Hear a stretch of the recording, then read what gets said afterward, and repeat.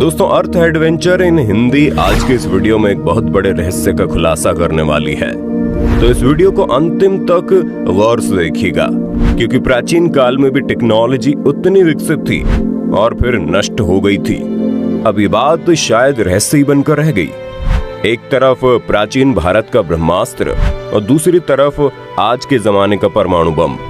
हमारे पुराणों में लिखा है कि जब ब्रह्मास्त्र का इस्तेमाल किया गया था तब धरती पर मौजूद पेड़ पौधे जलने लगे थे। जो भी उस रेंज की चपेट में आता था उस इंसान की मौत हो जाती थी। सैकड़ों किलोमीटर दूर गर्भवती औरत के पेट में पल रहे बच्चे पैदा होने से पहले मौत की नींद सो जाते थे। जो बच जाते उन लोगों के बाल झड़ने लगते थे। आसमान में एक भी पंछी नहीं बचे थे, जमीन पर एक भी जीव नहीं बचा था।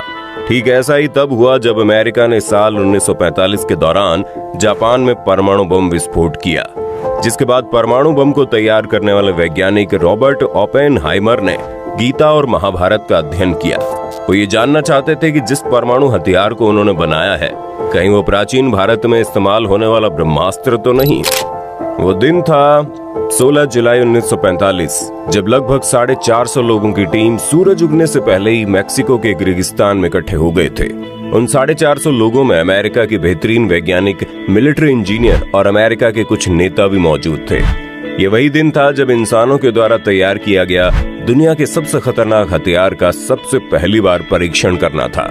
बहुत से लोगों का मानना था कि वो हथियार बिल्कुल बेकार है, तो वहीं बहुत से लोग ऐसे भी थे जिनका मानना था कि अगर इस हथियार को इस्तेमाल किया गया तो समूचा मैक्सिको ही नष्ट हो जाएगा। यही वजह है कि उस परमाणु हथियार को बनाने वाले रॉबर्ट ओपेनहाइमर ने उस परमाणु बम का परीक्षण करने के लिए मैक्सिको से 60 किलोमीटर दूर एक रेगिस्तानी इलाके को चुना।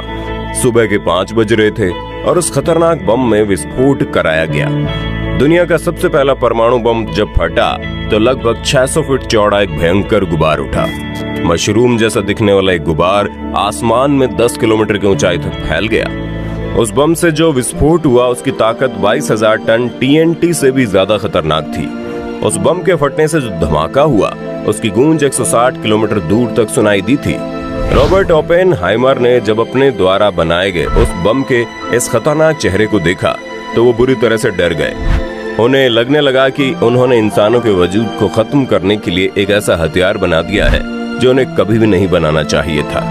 रॉबर्ट ओपेनहाइमर ने जब अपने परमाणु बम के धमाके को देखा तो अचानक से उन्हें महाभारत के दौरान इस्तेमाल हुआ ब्रह्मास्त्र याद आने लगा, जिसे उन्होंने गीता और महाभारत की पुस्तकों में पढ़ा था। उन्हें लगने लगा कि कहीं वो वही हथियार तो नहीं जिसको वैदिक ग्रंथों में ब्रह्मास्त्र के नाम से जाना जाता है। उन्हें एहसास होने लगा कि जिस ब्रह्मास्त्र को महाभारत काल में ही नष्ट कर दिया गया था ताकि इंसानों का वजूद बचा रहे, कहीं उन्होंने गलती से उसी हथियार को दोबारा तो नहीं तैयार कर दिया। रॉबर्ट ओपेनहाइमर इन बातों की सोच कर ही बुरी तरह से डर गए थे। ऐसा कहा जाता है कि पुराने समय में ब्रह्मास्त्र के उपयोग के बाद बहुत से ऐसे लोग थे जिनके शरीर बुरी तरह से फट गए थे, जल गए थे और यहाँ तक कि पिघल भी गए थे। आसमान में पक्षी पूरी तरह से खत्म हो गए थे। धरती पर कोई भी जीव दिखाई नहीं दे रहा था। सैकड़ों किलोमीटर की रेंज में खाने पीने की हर चीज बुरी तरह से जहरीली हो गई थी। जब ब्रह्मास्त्र का इस्तेमाल हुआ था तब उसका विस्फोट 10,000 सूरज से ज्यादा चमकदार था, और जब ये विस्फोट हुआ तो सूरज हवा में घूम रहा था, पेड़ों में आग लगी थी और हर जगह सिर्फ विनाश ही विनाश था। उस धमाके के साथ जो इंसान बचे थे उनके बाल झड़ने लगे थे और नाखून तक अपने आप उखड़कर गिरने लगे थे। महर्षि वेदव्यास लिखते हैं कि जहां ब्रह्मास्त्र छोड़ा जाता है वहां 12 सालों तक जीव जंतु पेड़ पौधों की उत्पत्ति नहीं होती। महाभारत में उल्लेख मिलता है कि ब्रह्मास्त्र के कारण गांव में रहने वाली स्त्रियों के गर्भ में पल रहे बच्चों की भी मौत हो जाती है। ठीक ऐसा ही उस दिन भी हुआ जब इस वक्त दुनिया में सबसे पहली बार परमाणु बम का इस्तेमाल इंसानों के ऊपर हुआ था।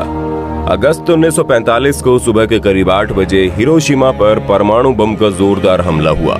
इस हमले को द्वितीय विश्व युद्ध के दौरान अमेरिका ने अंजाम दिया था। ये हमला इतना जबरदस्त था कि कुछ ही पल में 2,80,000 से ज्यादा लोगों की मौत हो गई। जैसे बम विस्फोट हुआ वहाँ का तापमान 11,000 डिग्री सेल्सियस से ज्यादा हो गया। बम धमाकों में इतनी गर्मी थी कि वहाँ मौजूद लोग जलने से ही पिघल गए। 1 मिनट के भीतर हिरोशिमा शहर का 80% हिस्सा राख हो गया। तबाही यही नहीं थमी। इसके बाद हजारों लोग परमाणु विकिरण से जुड़ी बीमारियों के चलते मारे गए। एक अध्ययन से पता चला कि बम गिरने की जगह के 29 किलोमीटर क्षेत्र में काली बारिश हुई, जिससे मौतें बढ़ी और इस काली बारिश ने अपने संपर्क में आने वाले सभी चीजों को दूषित कर दिया।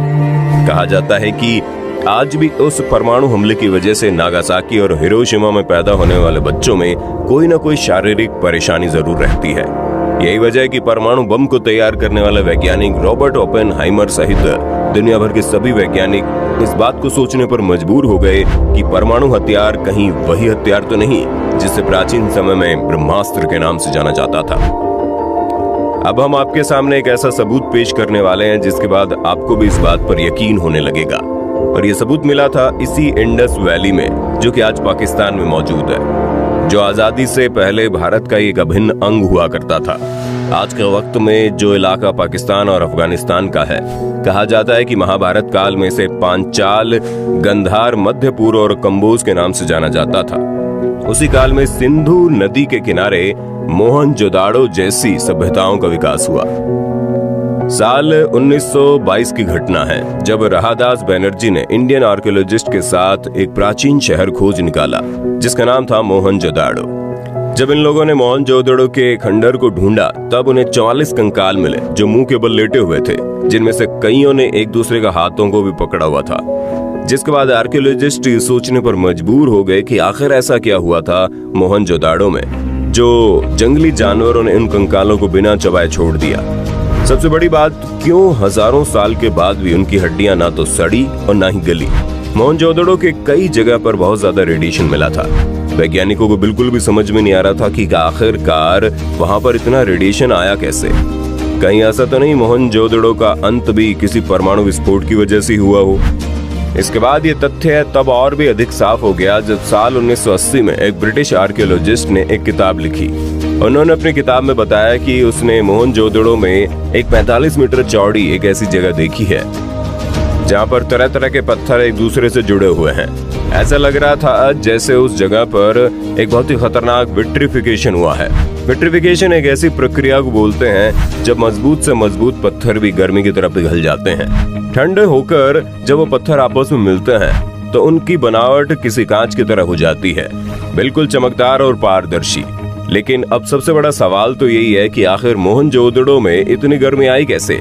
ये तभी संभव है जब वहां पर परमाणु हथियार जैसा कोई खतरनाक हमला हुआ हो। कुछ सालों बाद जब ब्रिटिश और इंडिया के आर्कियोलॉजिस्ट ने एक साथ मोहनजोदड़ो की जांच की तो पता चला वहां पर कई हजार साल पहले परमाणु बम से धमाका हुआ था और इसी वजह से वहां के पत्थर साथ में जुड़कर कांच की तरह से बन गए थे। वैज्ञानिक इस बात को लेकर पूरी तरह से सहमत इसलिए हो गए क्योंकि जब न्यू मैक्सिको के रेगिस्तान में परमाणु बम का परीक्षण किया गया था तब वहां पर भी मौजूद पत्थर इसी तरह पिघलकर आपस में मिल गए थे। ठीक उसी तरह के पत्थर जापान के नागासाकी और हिरोशिमा में भी विस्फोट वाली जगह पर देखने को मिले थे।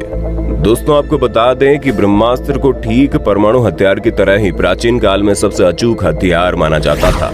जो व्यक्ति इस अस्त्र को छोड़ता था वो इसे वापस लेने की क्षमता भी रखता था, लेकिन अश्वत्थामा को वापस लेने का तरीका याद नहीं था, जिसकी वजह से लाखों लोग मारे गए थे। रामायण और महाभारत काल में यह अस्त्र गिने चुने योद्धाओं के पास था। रामायण काल में हथियार विभीषण और लक्ष्मण के पास था, तो वहीं महाभारत काल में ये द्रोणाचार्य, अश्वत्थामा, कृष्ण, युधिष्ठिर, कर्ण, प्रद्युम्न और अर्जुन के पास था। अर्जुन ने इसे गुरु द्रोणाचार्य से पाया था। प्राचीन काल में ब्रह्मास्त्र कई प्रकार के होते थे, छोटे, बड़े और व्यापक रूप से संहारक। माना जाता है दो ब्रह्मास्त्रों के आपस में टकराने से प्रलय की स्थिति उत्पन्न हो जाती है। महाभारत हो या फिर रामायण, हर पुस्तक में ब्रह्मास्त्र का जिक्र होता है, लेकिन किसी भी पुस्तक में इस बात का जिक्र नहीं होता कि आखिर वो ब्रह्मास्त्र गया कहाँ। इस बारे में शोध करने पर लोगों का मानना है कि शायद प्राचीन काल के लोग ब्रह्मास्त्र को हमेशा के लिए नष्ट कर दिए होंगे और इसे बनाने की कला को भी हमेशा के लिए खत्म कर दिए होंगे, ताकि इस पृथ्वी को बचाया जा सके, पृथ्वीवासियों को बचाया जा सके। लेकिन अफसोस कि ठीक वैसे ही हथियार अब के लोगों ने तैयार कर लिया है, जिसे हम परमाणु हथियार के नाम से जानते हैं। लेकिन सवाल यही है कि जिस तरह प्राचीन काल में ब्रह्मास्त्र को हमेशा के लिए नष्ट कर दिया गया, क्या अब के वक्त में परमाणु बम को भी नष्ट कर देना चाहिए ताकि इंसानों का अस्तित्व बचा रहे? आप अपनी राय हमें कमेंट करके बताइएगा। ये जानकारी आपको अच्छी लगी हो तो वीडियो को लाइक कीजिए, हमारे चैनल को सब्सक्राइब करके बेल आइकन को ऑन करना बिल्कुल मत भूलना, क्योंकि the earth adventure in Hindi की टीम आपके लिए हर रोज ऐसे इन्फॉर्मेटिव वीडियोस लाती रहती है।